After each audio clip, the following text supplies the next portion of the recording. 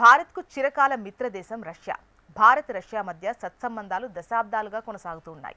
అంతర్జాతీయంగా ఎటువంటి ఒడిదుడుకులు వచ్చినా కూడా అమెరికా, చైనా లాంటి అగ్రదేశాలు హెచ్చరించినా భారత్ మాత్రం రష్యా చేతిని అస్సలు విడిచిపెట్టలేదు. అలాగే భారత్కు అతిపెద్ద రక్షణ భాగస్వామిగా రష్యా ఉంది. మన సైన్యంలోని మెజారిటీ ఆయుధాలు, యుద్ధ విమానాలు రష్యా టెక్నాలజీతో ఉన్నవి.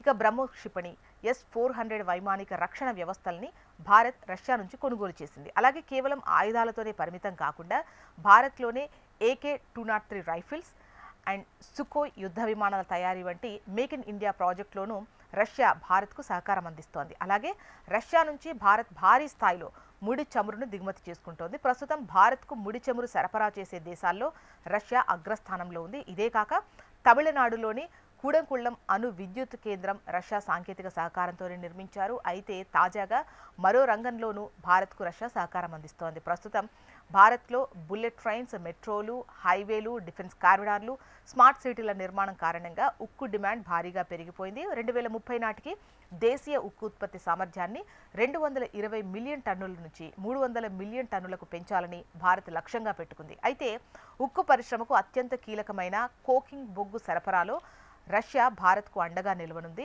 ప్రస్తుతం భారత్ కోకింగ్ బొగ్గు కోసం ఎక్కువగా ఆస్ట్రేలియాపై డిపెండ్ అవుతోంది. అయితే ఇప్పుడు రష్యా ప్రత్యామ్నాయంగా మారబోతుంది. మరోవైపు ప్రపంచవ్యాప్తంగా ఉక్కు మార్కెట్, లోహాల ప్రాసెసింగ్, కీలక ఖనిజాల సరఫరా గొలుసుపై చైనాకు భారీ ఆధిపత్యం ఉంది. ఇప్పుడు ఈ రంగంలో భారత్ రష్యాల మధ్య బంధం బలపడితే చైనాపై ఆధారపడడం తగ్గుతుంది. అంతేకాక గ్లోబల్ మార్కెట్లో చైనా ఆధిపత్యాన్ని తగ్గించినట్టు అవుతుంది.